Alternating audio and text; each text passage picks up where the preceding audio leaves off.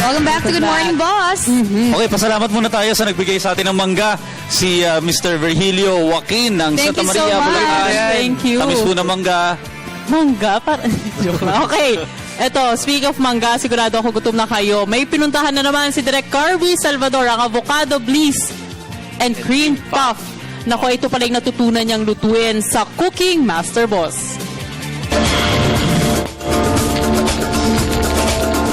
Good morning.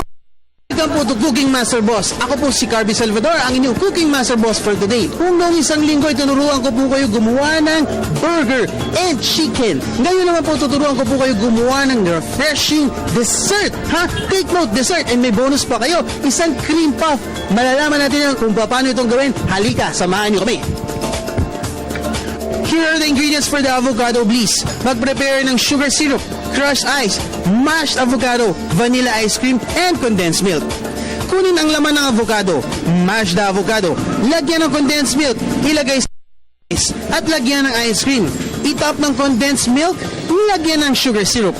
Napakadaling gawin. I-enjoy na ang summer with this avocado bliss.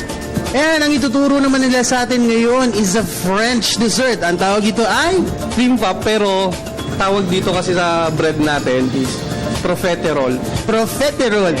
And of course, ito naman ang ating ingredients for our cream puff. Caramel sauce, chocolate syrup, profiteroles, whipped cream, almond flakes, vanilla ice cream. Konting-konti lang po yan, naka-ready po yan at mabibili po yan sa lahat ng ating mga suking tinda.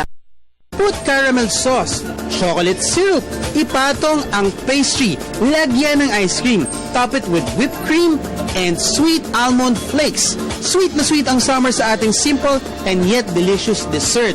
And of course, dito na tayo sa paborito nating portion, Chef, yung tiki man.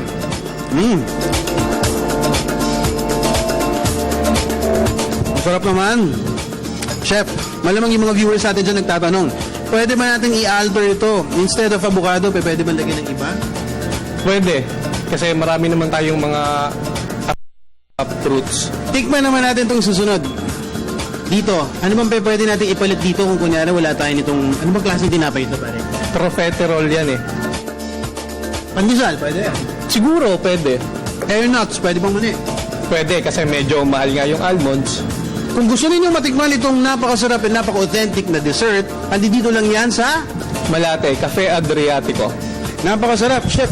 Thank you very much for your time. Ako po ang inyong Cooking Master Boss of Day. Napakasarap po ng ating tinikman na dessert. Isa po siyang napakasarap and refreshing drink na avocado bliss at saka cream puff. Kung nabisi po ang aming episode for today, bisitahin lang ang aming Facebook, www.facebook.com/cmbgmb.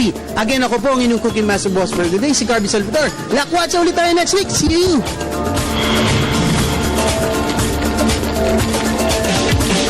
Hoy, napakasarap naman yan. Perfect na yun. perfect sa mainit Hindi mo. mo matamis. Masyadong matamis. Avocado. Very rare kasi yung mga matatamis eh.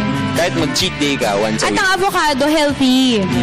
Maraming Pero health with benefits. with condensed milk and Nakakataba. sugar, Dami avocado. Kasi too much of everything is bad. Oo, pero seasonal kasi yan. And ngayon, summer, very seasonal nga yung avocado. Very refreshing, masarap. That's right, Carla. Basta libre, masarap yan.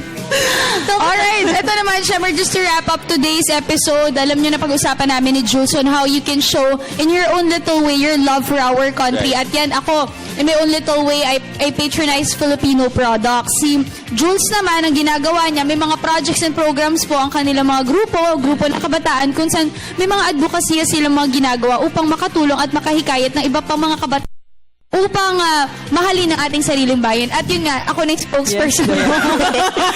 Thank you, Diane.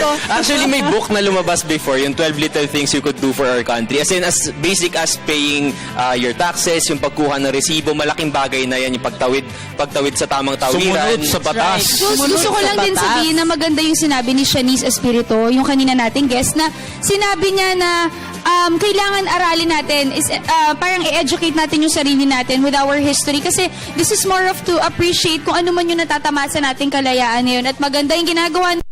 Pumupunta sila dun sa mga kabataan ngayon at nagtuturo sila ng history natin kasi alam mo, Audrey, Carla, Jules, yung nangyayari sa atin ngayon, hindi na natin kasi alam yung totoong nangyari noon. So parang yung generation ngayon, wala na silang pakialam. So, alam So mo yun, malaking hamon yan sa That's lahat ng right. mga groups sa education sector and of course sa media kasi tayo yung may kapangyarihan para ibigay yan sa lahat At ng lalo mga na tao. parating ang June 12, kayong tatlo, anong magagawa nyo upang may pakita ang pagmamahal Talagang nyo sa nakahamon ka din.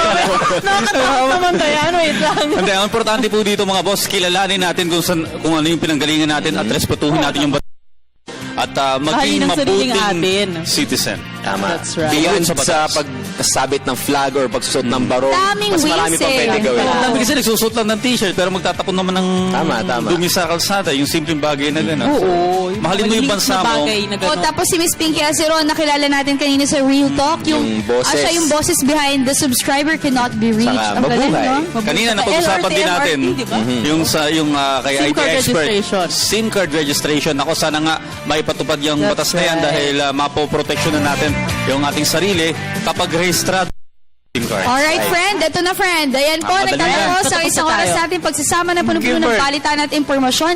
Magsama-sama po tayo muli bukas. Same time, same channel. Maraming salamat. Ako po si Diane Medina. Happy viewing, RJ. Okay, batiin din natin yung ating cameraman na si Bong Mangawang. 3 yung SIM card niya. Sinasabi niya sa akin. Hi, Bong. Oo nga, iniiba-iba daw niya yung SIM card niya. Iba-iba. Gawing makabuluhan ang inyong araw. Ako naman po si Audrey Goriseta. Kunyari ka ba? Dalawa nga yung SIM card mo, Audrey. At syempre, happy birthday kay Christian Michael Hadulco. Tama ka, Carla. Happy birthday! Hey, parang birthday niya every week. Papapansit daw siya later. Alam mo ba, Carla, dalawa yung SIM card ni Audrey. Iniiba-iba niya. Okay, love. Babay ka na. Si Jules. Nag-iisa lang. Okay, ako naman po. Parang kinabahan ka na. Ako naman po si Carla Paderna. Sana nag-enjoy kayo sa isang oras natin. At syempre, thank you so much sa St. Paul University of Mindanao. Nag-OJT pala sila sa Malacanang ngayon, kaya sila nasa Wow, Manila. hello.